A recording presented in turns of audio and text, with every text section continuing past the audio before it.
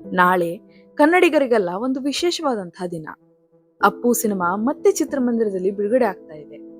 ಈ ಸಿನಿಮಾ ಕೇವಲ ಮನರಂಜನೆ ಅಲ್ಲ, ಇದು ಒಂದು ನೆನಪು, ಒಂದು ಭಾವನೆ. ಪುನೀತ್ ರಾಜ್ಕುಮಾರ್ ಅವರ ಪ್ರೀತಿಗೆ, ಅವರ ತ್ಯಾಗಕ್ಕೆ, ಅವರ ಅಜರಾಮರವಾಗಿರುವಂತಹ ನಗುಗೆ, ಅವರ ಆತ್ಮೀಯತೆಗೆ ಗೌರವವನ್ನ ತೋರಿಸುವಂತಹ ದಿನ. ಅಪ್ಪು ಸಿನಿಮಾವನ್ನ ನೋಡಿ ಅವರ ಜೀವನವನ್ನ ಮತ್ತೊಮ್ಮೆ ಸಂಭ್ರಮಿಸೋಣ. ಪುನೀತ್ ರಾಜ್ಕುಮಾರ್ ಅವರು ಚಿಕ್ಕ ವಯಸ್ಸಿನಿಂದಲೇ ಸಿನಿ ಪರಿವಾರದ ಸಂಸ್ಕಾರವನ್ನ ಹೊತ್ತು ಬಂದವರು. ಅವರ ಮೊದಲ ಸಿನಿಮಾ ಪ್ರೇಮದ ಕಾಣಿಕೆ. ಅದರಲ್ಲಿ ಕೇವಲ ಅವರು 6 ತಿಂಗಳ ಮಗುವಾಗಿ ಅಭಿನಯಿಸಿದ್ರು. ಇವರು ತಮ್ಮ ಪ್ರತಿಭೆ, ಶ್ರಮ, ಸರಳತೆಯಿಂದ ಜನಪ್ರಿಯತೆಯನ್ನ ಗಳಿಸಿದ್ರು. ಪುನೀತ್ ರಾಜ್ಕುಮಾರ್ ಅವರು ಬಾಲನಟರಾಗಿ ಅಪಾರ ಪ್ರತಿಭೆಯನ್ನ ತೋರಿಸಿದ್ರು.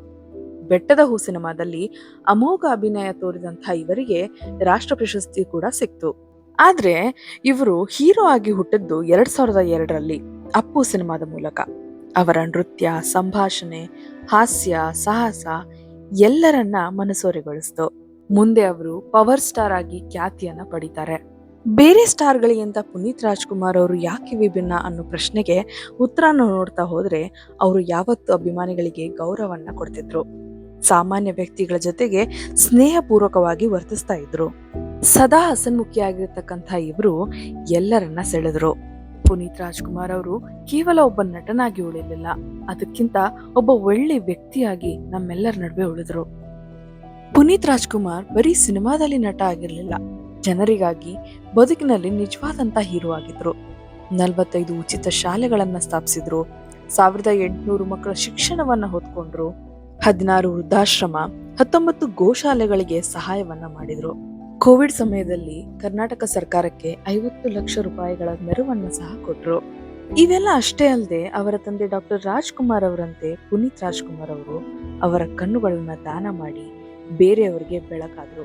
ಅವರು ಕೇವಲ ಒಂದು ಅಬ್ಬರದ ಹೀರೋ ಅಲ್ಲ, ಸಂಗೀತ, ನಟನೆ, ನೃತ್ಯ, ಸಾಹಸ ಎಲ್ಲವನ್ನ ಸೇರ್ಕೊಂಡು ಸರ್ವಾಂಗ ಸಂಪೂರ್ಣ ತಾರೆ ಆದರು.